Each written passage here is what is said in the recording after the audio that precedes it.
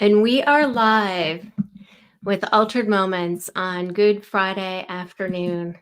I'm Kimberly Stevens, and I'm your host. And welcome to Altered Moments on this Good Friday afternoon. I am so excited to share our next guest with you, Jeanne Mann. And before we get there, I just want to take a pause and remember that today is Good Friday. And if ever there is an altered moment, that would be on Good Friday afternoon, the day of all days when Jesus changed our lives forever for good. And I believe that God is still alive and well and changing lives today and every day, not just 2,000 years ago, but today and every day. Well, let's bring Jeanne to the stage. Jeanne, welcome. We're so glad you're here today. Thank you, Kimberly. It was actually such an awesome opportunity to meet you at our Sticker Shock Speaking Academy event. It was nothing short of amazing seeing you on stage and really just seeing your strength in the moments that you felt like you were defeated. It just further confirmed for me that I'm on the right path. I'm on the Awesome. right path. Yes. And when you told me your story, I knew that we had to share it out live on Altered Moments. So I am so excited you're here. Thank you. So, I'm happy to be here. for everyone who is joining us live, Jeanne is coming to us from San Antonio. And a couple little quick facts about her. She is the mother of three children. Tell us how old they are. Yes, my oldest is 13, my middle is 5, and then my baby girl is 3. Aw. Yes. And Danae has gone through several altered moments, and recently she left corporate America, and she's now working full time with the Daniel Gomez Enterprises, which is how we met a couple of weeks ago in San Antonio. So, Janae, tell us a little bit about that transition that you just made and why, and just a little bit more about that. Yes. So my journey actually with that started, I would say maybe a year and 3-ish months ago. I really started to get really quiet. And I got quiet because I needed to go within. I had a great job working in corporate America. I was working at a car dealership for almost 11 years, and it was great. The money was great, but I didn't feel fulfilled. And I started to get really quiet. I started to go back with God, meditating, and just really loving myself in a way that nobody outside of me could love me. And in doing so, I started writing poetry again. I started journaling and I started writing my book. And I reached out to Daniel Gomez literally just to publish my book. That was it. And on that call, it was so amazing. It was so amazing. He saw a star in me, he saw the light and with me. And right then and there, he was like, yes, I want to help you with your book, but I want to offer you an opportunity. Like, come and join me. And since that day, I couldn't get it out of my head. I just knew like this was divine intervention. God was coming in, and here you've been asking for it, Jeanne. I'm giving it to you. Take it. So I did. And how long have you been with them? I've only been here for about a month, and I can tell you there has been so much change in the best way. So much elevation in the mindset and in my attitude and my confidence, the way that I walk, the way that I talk. It's, I know it's where I'm supposed to be. I love this. I Thank love you. this. And when we were at Sticker Shock together, the energy in the room, the the Holy Spirit in the room, Oh, God was there, yes. and He was not only prompting us to tell stories about how He has changed our lives, but I believe He was literally changing lives in that room that day. Oh man, yes. Yes. I don't think I've cried that much in a really long time. And I have to say, there's so much healing and feeling. Tears are definitely healing and feeling. Yes. And so we've had Jared on to share his altered moment a couple of weeks ago. We have Joe from Sticker Shock coming this Tuesday. Yes. And today we have you. Yes. And I'm so honored to be here. So I just want to say welcome to Richard and anyone else who's viewing live. And if anyone is tuning in later on the replay, we welcome you too. And we're really excited that you're here. And Janae, tell us a little bit about where you were and what was happening in your life prior to your altered moment. And give us just a little context to the story that you're going to share with us today. Okay. So it all happened like the symptoms really started to kick in with this brain condition that I have when I was 14 years old. And it was actually during a car accident that I was involved in with my mother and my sister. And I vividly remember the roof crashing down on us. You know, the truck was rolling and rolling, and I remember it hitting my head. And then before I knew it, I was on the ground. And that triggered all of the symptoms, like so much more after that. But in that crucial time, I'm 14 years old. I'm 14 years old. My mom ended up passing because of the accident. Oh, wow. I broke my femur. I had to move from a little ghost town. Literally, my school was K through 12, and it only had maybe 200 students in the entire school.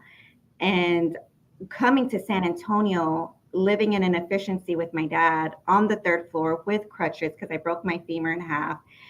And my sister, she Wow. was in coma. Yeah, it was a really big altered moment in my life, losing my mom. And Definitely. I'm sorry.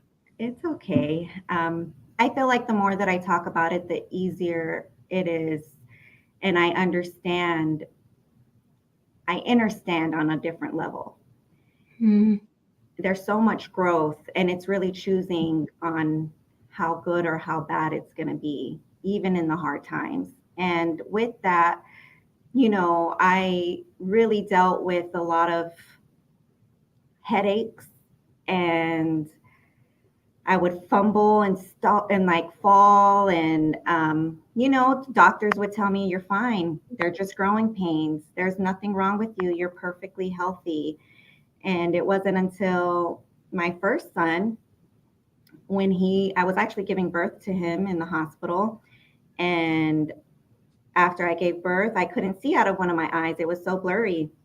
oh, wow. It was so blurry. So they sent me for a CAT scan, and they found a huge mass in my head. They thought it was a tumor. So literally at that time, I just turned 23 years old, and I was by myself. And whew, my doctor was basically preparing me to die, and get in line with who you're going to leave your child with.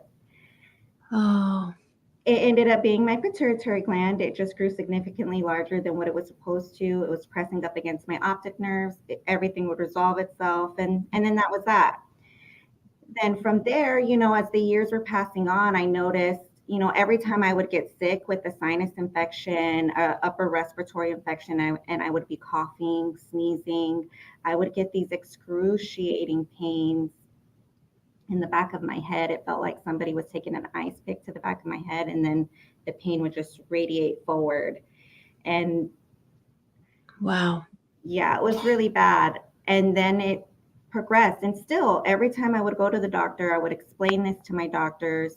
And at this time, I already have worked with different neurologists, endocrinologists, ophthalmologists, my regular my regular doctor, and everybody is saying you're fine. Everything is great. You're normal. It's just in your head. Maybe you're just suffering from migraines. Okay. You Oh know, my gosh. And you yeah, were 23 and a new mom. yes. And that's hard. It was hard. It was hard. So you get to a point to where everybody is telling me it's okay. I know inside I'm not okay, Hmm. but I just stopped talking about it. I stopped complaining about the pain and just learning how to deal with it on my own. And because I felt like a complainer, I felt like nobody heard me, nobody was listening. And eventually, fast forward, I end up, with my fiance. And a couple years later, we end up pregnant again. And I was pregnant with twins, lost one early on. So it was just him. There's another altered moment there, the grieving process within that. And again, it's like I'm dealing with this pain and nobody understands, but I don't have anybody to really talk about it with because there's nothing wrong with me. And then it ended up being from, okay, when the times that I was sick to now it's every day. Every day, it's as simple as picking up toys off the floor, picking up my baby, I would get a pain. If I sneeze, if I laugh too hard or too much, I'm getting a pain. And my instant reaction was to just throw my head back and breathe through it. And oh my goodness, I didn't know how to deal with it, but you have no choice but to deal with it. Yeah. Yes, it was so hard to deal with and knowing that nobody understood. I didn't know and I'm googling everything like what is this? What are the conditions for something like this? And I came across so many different things like I can't even pronounce it. I think it's singular I don't know, it was something, but different brain defects. And it wasn't until I was pregnant now with my third. I'm pregnant now with my third, my baby girl. And I just found out that I was pregnant. I was about 5 weeks.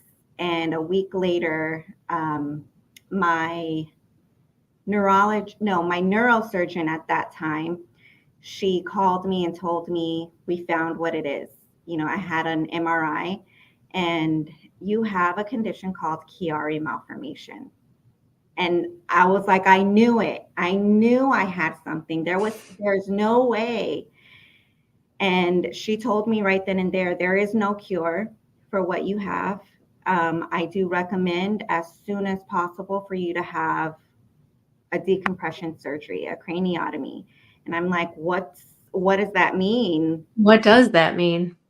So basically, it's the removal of part of your skull to decompress the area to allow space for your brain. So the back of my brain, it connects to your spinal cord. Well, my brain was falling into the spinal cord, creating all that pressure. So anytime I would strain, literally coughing, sneezing, laughing, bending down, putting my hair in a towel, anything, I would get a pain. And it Wow. was debilitating. Like imagine trying to live your normal life, sweeping and mopping, picking up clothes off the floor or toys off the floor. And when you're with your girlfriends or your husband and you're laughing, like I would be scared to laugh. I didn't want to be around people or go to gatherings because I knew I was going to laugh and I was going to be in pain and nobody understood it. Yeah. It was a horrible time, and you feel so isolated and so alone during those times. So I knew I wasn't going to have surgery while being pregnant. Pregnancy was my first priority at that time. But after giving birth to her, and I had all my children naturally, so pushing, that's Yes. Oh, I can't even imagine. yes, that was God helped me through all that. God pushed for me. I can definitely say that because oh, it was hard. It was hard, and without him, I couldn't have done it. Wow. So after I had my baby girl, I tried to follow back up with my neurosurgeon, and she dropped the insurance network that I was in. So now I'm in Oh search no. of Yeah. another doctor.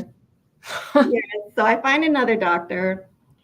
Um, we just did not see eye to eye. He was very condescending, talked to me like I was a child, and every time I would go into an appointment with him, he would put his hand on my shoulder and say, "You have Chiari malformation."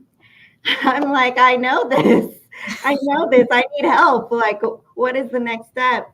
So, because of his recommendations, he decided that I needed a lumbar puncture just to see if I needed a shunt put in my brain because he thought maybe I also had cephalus, which is too much cerebral fluid in the brain. So if that was the case, then they would place the shunt in my brain, and basically it would divert the rest of the cerebral, Yeah. and my body would just normally absorb it. I went in for this lumbar puncture, and it was excruciating. That's his Spinal Tap, right? Yes.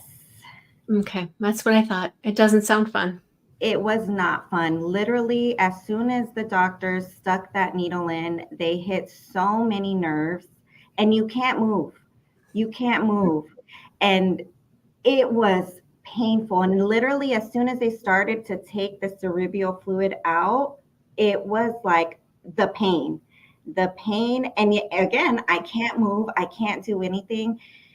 And I got through it with God, and they told me, okay, you're going to be fine. Go home, lay flat, only get up to use the bathroom, have, your husband, your fiance bring you your food.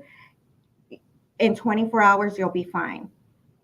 24 hours comes up, I'm not fine. The hole did not close.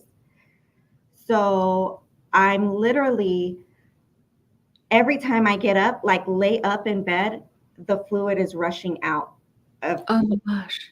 and pain. Again, I'm literally crawling to the bathroom just to use the bathroom. I got to the point to where I was dehydrated, and I was like that for an entire week. I had to have medics come to the house to give me IV fluids because I was dehydrated. It was horrible. And it wasn't until a week later that I was able to go back in. And I did go to the ER in the middle of that, but there wasn't any doctor that was able to give me a blood patch in order to close the hole.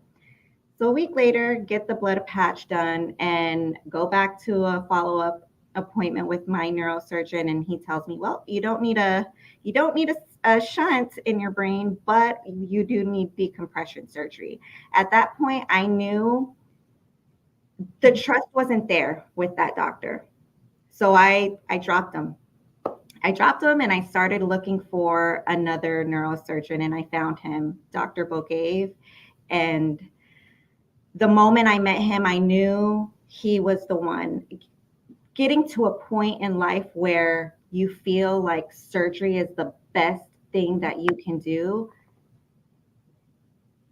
was a life altering moment for me. I knew I needed this surgery. Even though there is no cure for my condition, I needed relief. I knew this Yeah. wasn't the way that I wanted to live my life. And in connecting with Dr. Bogave, unlike a lot of other doctors actually shave half of your head down to make this big incision in the back of your head. He didn't do that with me. He literally went in the part of my hair. Oh, My incision actually looks very beautiful. He did an awesome job, and I'm so much better now compared to where I was. And reaching that point in my life where I knew something needed to change, I had to literally just give it up to God. I knew that going within this surgery, they told me, Janae, you may have to learn how to walk again, how to talk again, oh my gosh. how to do everything. And I have 3 kids at this time now. But I had to do it because I knew like I can't keep on doing this. I can't keep on living life in pain like this. It just wasn't there. It, Yeah. So you take the step so I took the in step in faith. in faith. Yes, exactly. And man, I get so emotional sometimes when I talk about this because I may end up reaching a point in life where I might have to have another decompression surgery. And I realize that there are so many things still that I have to deal with Chiari malformation, like memory. Mm. And memory is one of the things that I think scares me the most because I fear that one day I might wake up and I don't remember. What if I don't remember my kids? What if I don't remember who I am? And that's a scary thing. And I think that's the reason why I decided to choose myself and love myself in a way that nobody outside of me can do. And really let go and let God. Make the most of every moment, Yes, right? yes. I had to change the narrative of my story. I no longer wanted to be a victim of that. I have Chiari malformation. Chiari malformation does not have me. I And love that. God has you. yes, and God has me. And I just want to remind everybody in the world that you don't have to be in a place that you don't want to be.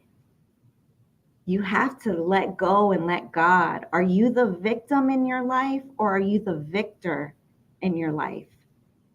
You have to take some type of control and some accountability for self and just love yourself. Love yourself, the self love that you're going to show yourself, and choosing God to carry you through it. He will. He will. And that's why I choose every single day.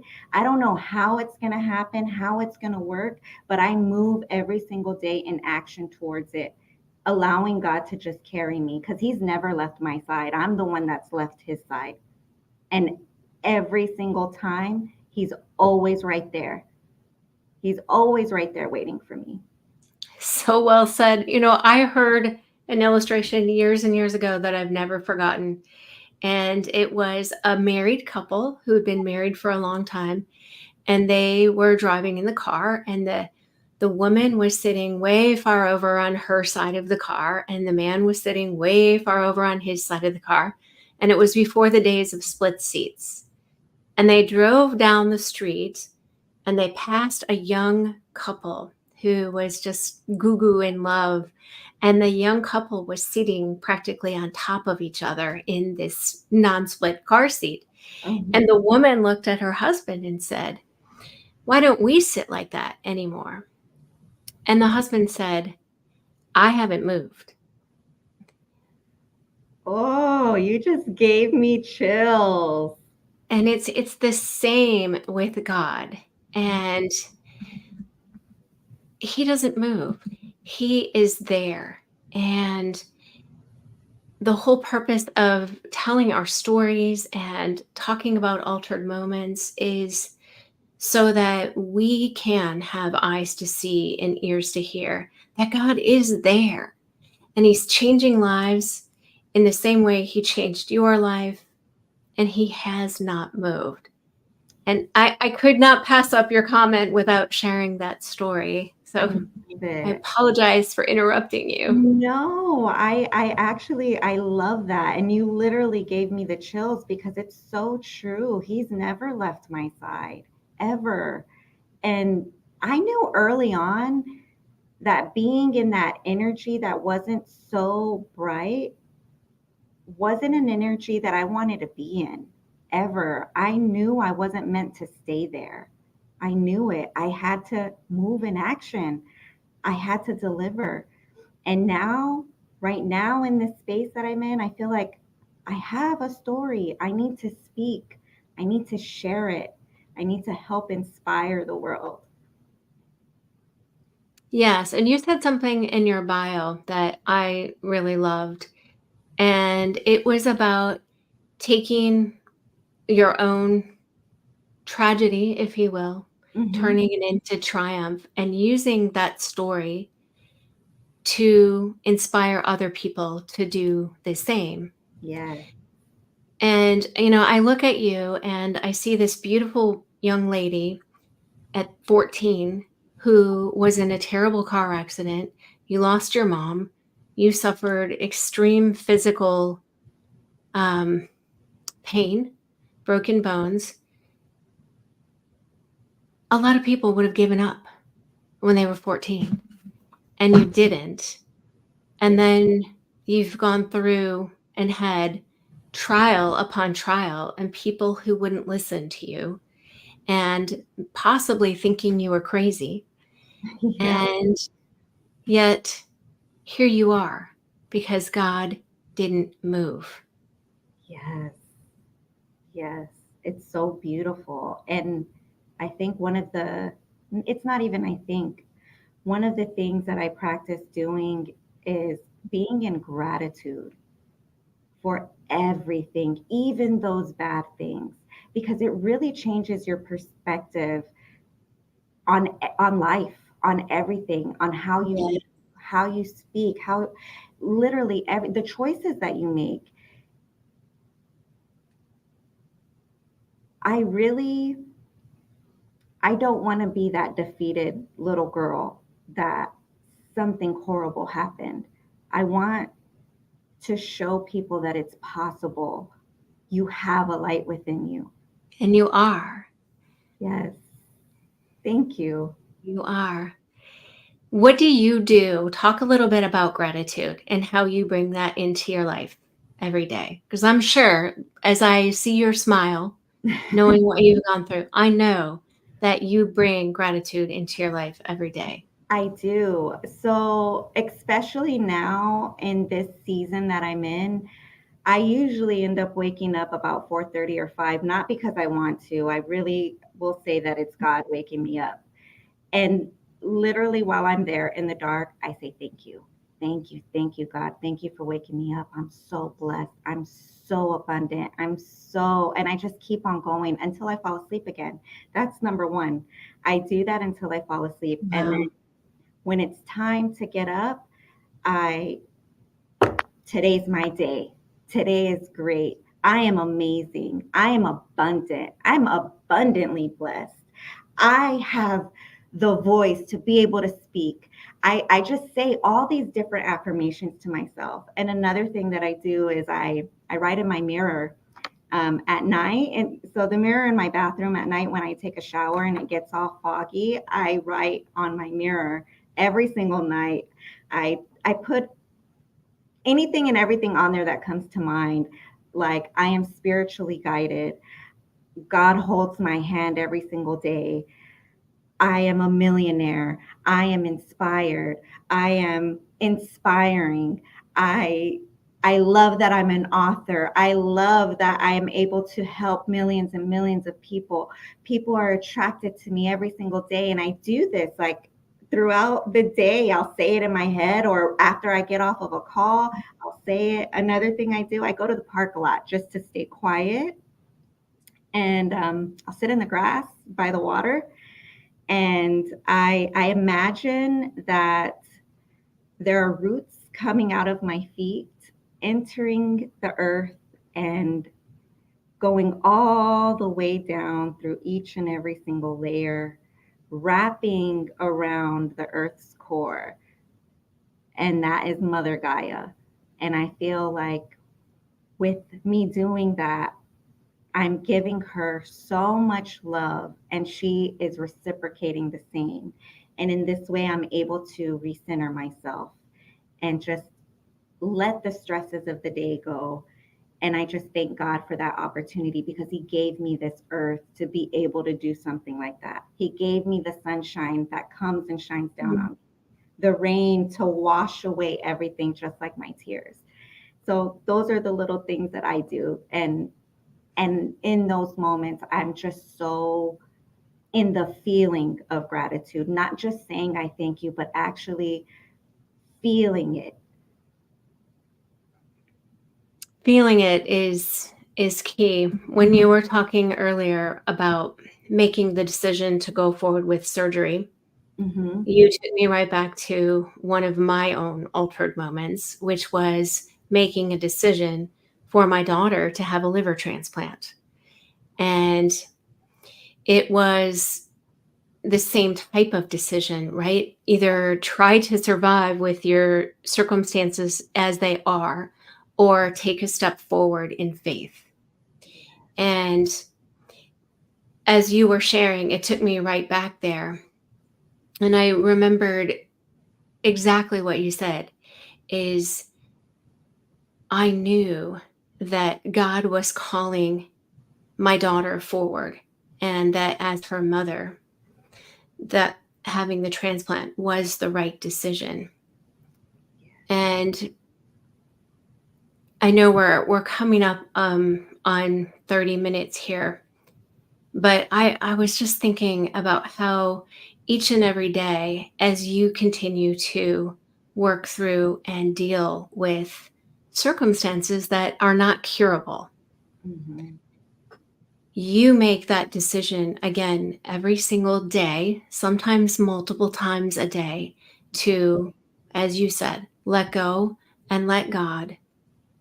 And then you watch Him show up and bring the sunshine into your life and the rain to wash you, as you said. And thank you. It's so inspiring to hear you say all of this with your radiating smile.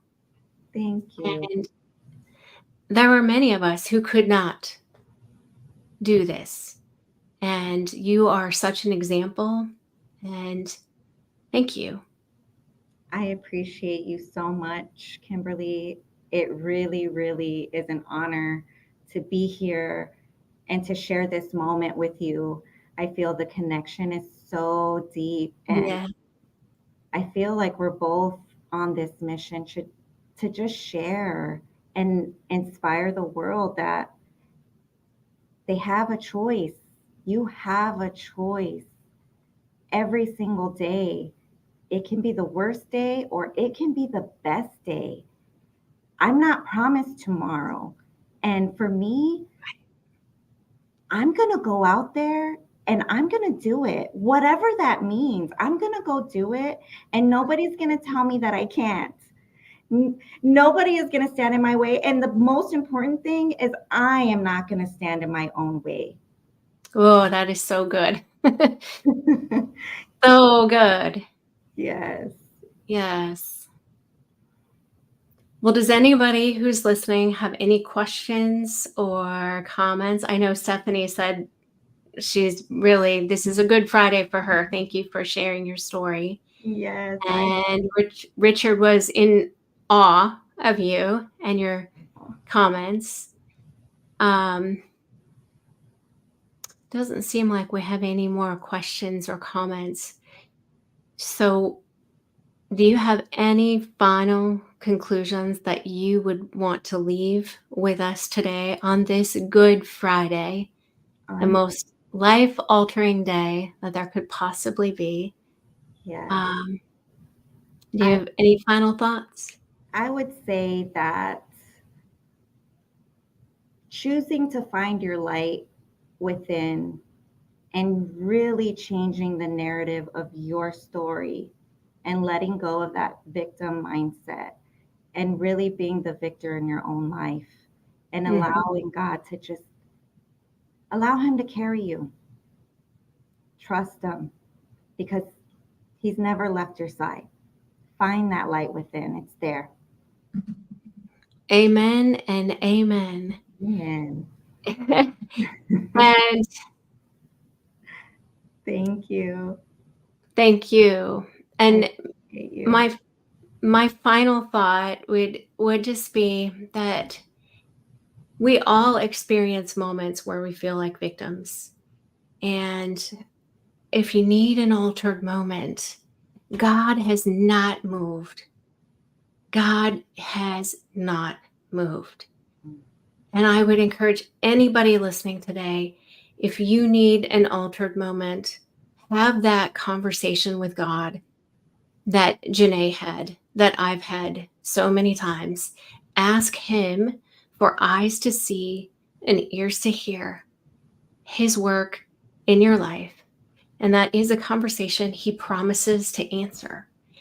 He promises to answer, and He promises He has not moved. And wow, He will bring an altered moment into your life as well. Yes, He will. Wow, I don't even know how to say goodbye to you. I um, know.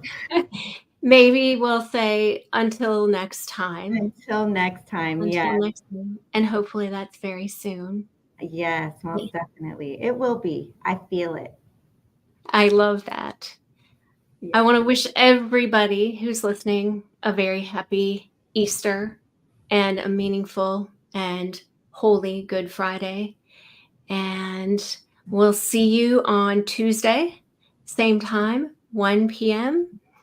And until then, have a wonderful, wonderful Holy Weekend. Yes. And with that, thank you for watching, and we'll see you on Tuesday.